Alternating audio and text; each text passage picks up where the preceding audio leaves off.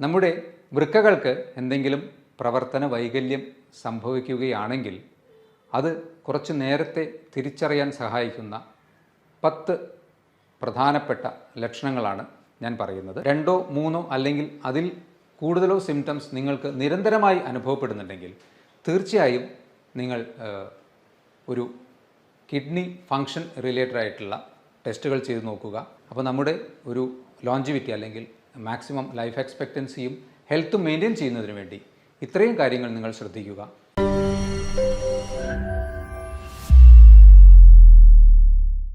Hello friends, നമ്മൾ ദിവസേന കഴിക്കുന്ന ഭക്ഷണം മായം കലർന്നത്, കുടിക്കുന്ന വെള്ളം പലപ്പോഴും മലിനം, ശ്വസിക്കുന്ന വായു മലിനം. ഇത്തരത്തിൽ ഇതാണ് ഒരു നോർമൽ അർബൻ ലൈഫിൻ്റെ ഇപ്പോഴത്തെ പിക്ചർ. നിരന്തരമായി ബാഹ്യമായും ആന്തരികമായും നമ്മുടെ ശരീരം സ്ട്രെസ്സ് നേരിട്ടുകൊണ്ടിരിക്കുകയാണ്. ശരിക്കും പറഞ്ഞാൽ ഈ ഒരു സ്ട്രെസ്സിനെ കോമ്പാറ്റ് ചെയ്യാൻ അല്ലെങ്കിൽ അതിനെ നിർവീര്യമാക്കാൻ വേണ്ടി ശരീരം നിരന്തരം ശ്രമിക്കുന്നു.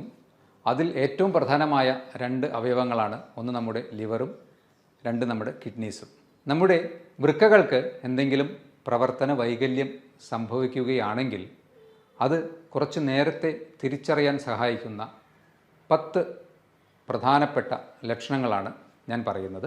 അതിൽ ഒന്നാമത്തേത്, നിങ്ങൾക്കെപ്പോഴും അമിതമായ ക്ഷീണം അനുഭവപ്പെടുക, അല്ലെങ്കിൽ എപ്പോഴും കിടക്കണം എന്ന തോന്നൽ, തളർച്ച. ഇതിന് കാരണം നമ്മുടെ ചുമന്ന രക്താണുക്കളെ ഉൽപ്പാദിപ്പിക്കുന്ന എരിത്രോപോയറ്റിൻ എന്ന ഒരു ഹോർമോൺ ഉൽപ്പാദിപ്പിക്കുന്നത് പ്രധാനമായും കിഡ്നിയിൽ വെച്ചാണ്.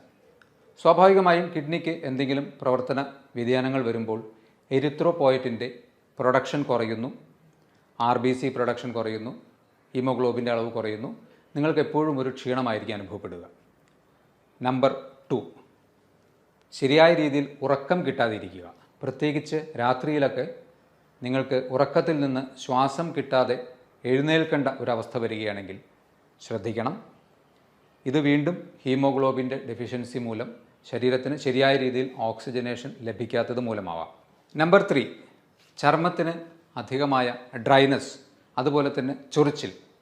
പ്രത്യേകിച്ച് മറ്റ് അലർജി പ്രശ്നങ്ങളൊന്നും ഇല്ലാതെയോ അല്ലെങ്കിൽ മറ്റ് ചർമ്മരോഗങ്ങൾ ഇല്ലാതെയോ നിങ്ങൾക്ക് ചർമ്മത്തിന് അധികമായ ഡ്രൈനസ്സും ചിലപ്പോൾ ചൊറിച്ചിലും അനുഭവപ്പെടുന്നുണ്ടെങ്കിൽ നിങ്ങൾ ശ്രദ്ധിക്കണം. കാരണം നമ്മുടെ ശരീരത്തിലെ കാൽസ്യം, ഫോസ്ഫറസ് പോലെയുള്ള ന്യൂട്രിയൻസിൻ്റെ അബ്സോർപ്ഷൻ ഡിഫക്റ്റ് കാരണവും ഇംബാലൻസ് മൂലവും ഇത്തരത്തിലുള്ള പ്രശ്നം കിഡ്നി തകരാറ് മൂലം ഉണ്ടാവാൻ സാധ്യതയുണ്ട്. നമ്പർ 4, ഇത് വളരെ കോമൺ ആയിട്ട് ഏവർക്കും അറിയുന്ന ഒരു സിംറ്റമാണ്. രാവിലെ എഴുന്നേൽക്കുമ്പോൾ കണ്ണുകൾക്ക് താഴെ ചെറിയ തടിപ്പും നീരും പോലെ കാണപ്പെടുന്നത്. ശരീരത്തിൽ നിന്ന് അധികമായി പ്രോട്ടീൻ, സോഡിയം ഇവയൊക്കെ കിഡ്നിയുടെ തകരാറ് മൂലം നഷ്ടപ്പെടുന്നത് കൊണ്ടാണ് ഇത്തരത്തിൽ നീര് വരുന്നത്. ഇതും കിഡ്നി ഫങ്ഷനുമായി റിലേറ്റഡ് ആയിട്ടുള്ള ഒരു ലക്ഷണമാണ്. നമ്പർ 5, രാത്രികാലങ്ങളിൽ അധികമായി മൂത്രമൊഴിക്കണം, ഇടയ്ക്കിടെ എഴുന്നേറ്റ് മൂത്രമൊഴിക്കാൻ പോകുന്ന ഒരു ടെൻഡൻസി. ഇങ്ങനെ കാണുകയാണെങ്കിൽ നിങ്ങൾ തീർച്ചയായും കിഡ്നിയുടെ ഫങ്ഷനുമായി റിലേറ്റഡ് ആയിട്ട് ഒന്ന് ആലോചിക്കേണ്ടതാണ്.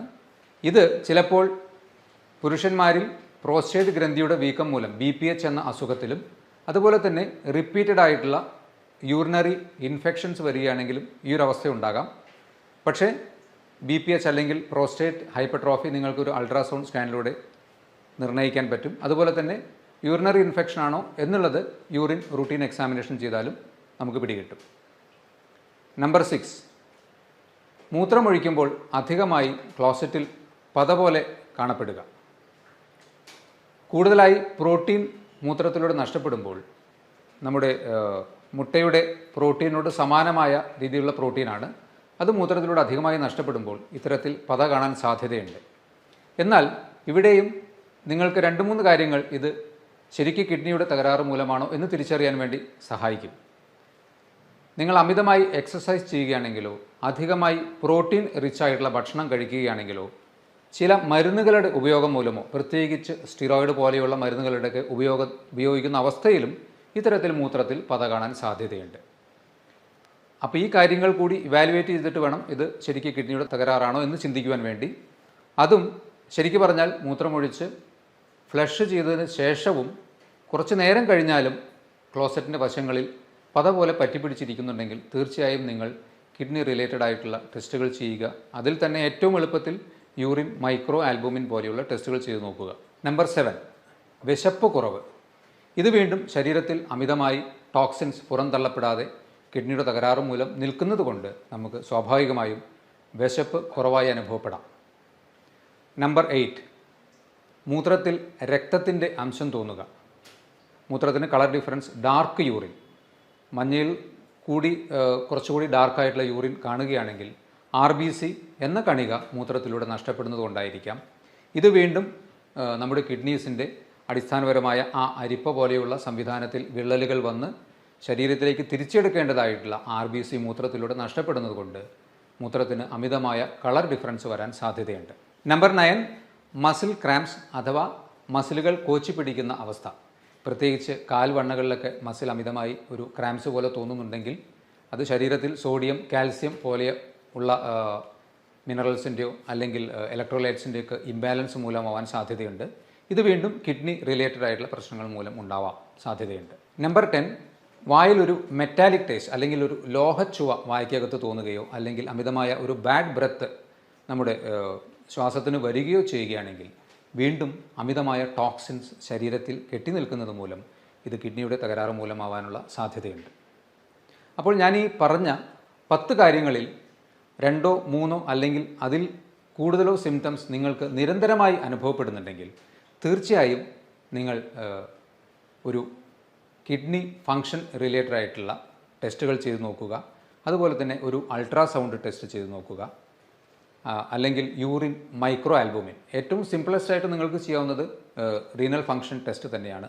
അതിൽ തന്നെ ക്രിയാറ്റിനിൻ ലെവലുള്ള വേരിയേഷൻസോ അല്ലെങ്കിൽ യൂറിൻ മൈക്രോ ആൽബുമിനിൽ ഉള്ള വേരിയേഷൻസിലൂടെയൊക്കെ നമുക്ക് കിഡ്നിക്ക് തകരാറ് വന്നോ എന്ന് കണ്ടുപിടിക്കാൻ കഴിയും. അപ്പോൾ അഹോരാത്രം നമുക്ക് വേണ്ടി പ്രയത്നിച്ചുകൊണ്ടിരിക്കുന്ന നമ്മുടെ വൃക്കകളെ സംരക്ഷിക്കാൻ വേണ്ടി നിങ്ങൾ നിങ്ങളുടെ ഭക്ഷണത്തിൽ മാക്സിമം ശ്രദ്ധ ചെലുത്തുക. വെള്ളം കുടിക്കുന്ന കാര്യത്തിൽ ഒരിക്കലും വ്യത്യാസം വരുത്താതെ കറക്റ്റായിട്ടുള്ള രീതിയിൽ നിങ്ങളുടെ ശരീരത്തെ ഹൈഡ്രേറ്റ് ചെയ്തുകൊണ്ടിരിക്കുക. അതുപോലെ തന്നെ ഹാർട്ട്, ലിവർ, ലങ്സ് ഇതിൻ്റെയൊക്കെ സുഗമമായ പ്രവർത്തനത്തിന് ഏറ്റവും പ്രധാനമായി വേണ്ടത് എന്താണ്? റെഗുലറായിട്ടുള്ള ഒരു മിതമായ വ്യായാമമാണ്. അപ്പോൾ നമ്മുടെ ഒരു ലോഞ്ചിവിറ്റി അല്ലെങ്കിൽ മാക്സിമം ലൈഫ് എക്സ്പെക്റ്റൻസിയും ഹെൽത്തും മെയിൻറ്റെയിൻ ചെയ്യുന്നതിന് വേണ്ടി ഇത്രയും കാര്യങ്ങൾ നിങ്ങൾ ശ്രദ്ധിക്കുക.